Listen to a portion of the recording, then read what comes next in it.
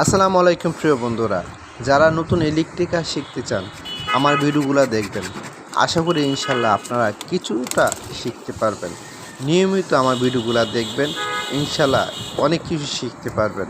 আর যারা নতুন অথবা পুরাতন আছেন আমার ভিডিওটা সবসময় দেখেন, তারা লাইক অ্যান্ড সাবস্ক্রাইব করে আমার পাশে থাকবেন।